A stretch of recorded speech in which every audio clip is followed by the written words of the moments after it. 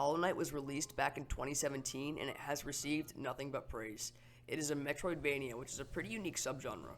The subgenre includes games like Hollow Knight, Ori, Axiom Verge, and Dead Cells. Without the games Castlevania and Metroid, the genre would not exist. I love Hollow Knight, but to be honest, I don't like Metroidvania so much. Metroidvanias place a heavy emphasis on exploration and backtracking. When you find cool locations in games, you feel a sense of discovery. Hollow Knight is the same way. It is a surprisingly open game and you can pretty much go wherever you want from the time you drop down the well. The only objective you are given is to kill these three fellows on the map.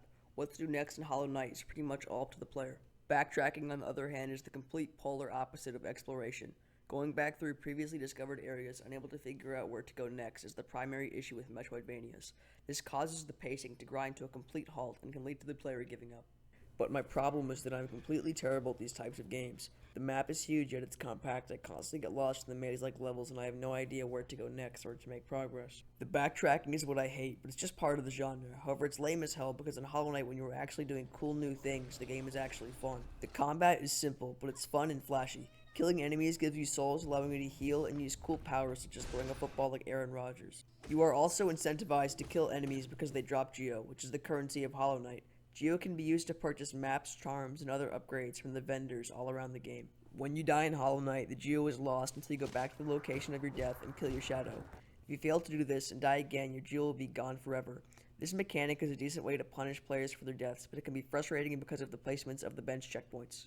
The benches in Hollow Knight act the same way as bonfires do in the Soul series, acting as a checkpoint and a place to heal.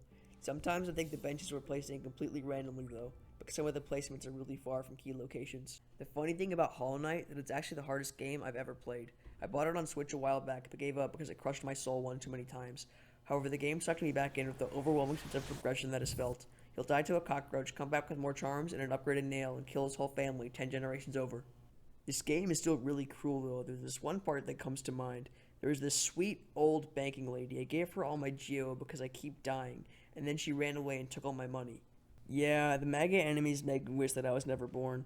I also really hate deepness because I can't see anything and I constantly get hit by enemies that spawn beneath my feet. But despite all the issues I had with Hollow Knight that are subjective to me, I can still acknowledge its good qualities. For starters, the variety in enemy design is downright astonishing. There are cool new enemies with unique attacks around every corner. The bosses feel as if they had been crafted to perfection. The art style is beautiful and it will never age because of the simple, crisp animation style, and the music is possibly some of the greatest yet in a video game. Hollow Knight oozes so much character and charm. The amount of care and effort that Team Cherry put into this indie game is incredible. The map guy Cornelius is my favorite though. He goes like and sells maps that are necessary to enjoy the game. His wife is great too. She sells charms and pins and says Bafanada, which could honestly mean anything because every character in this game speaks a different language. And here's the thing. When I said Deepness was the worst area in the game, that's actually only partially true. You can buy a light ability for 1800 Geo, allowing you to actually see. I had no idea that this item was in the game and I'd have a friend tell me about it. There are situations like this one a lot in Hollow Knight. This one item leads me to believe that if a person has a bad time with Hollow Knight, that is entirely on them. I suffered through Deepness, but I didn't have to at all. The experience is entirely up to the player, which is a testament to good game design. One does not play Hollow Knight for its story or gameplay. You play because of the love that was crammed in by the devs. So much care for the player's experience mean you would be crazy not to at least try it. I didn't enjoy every second of my playthrough, but I respect this game too much, so I give it a B. Bafanada.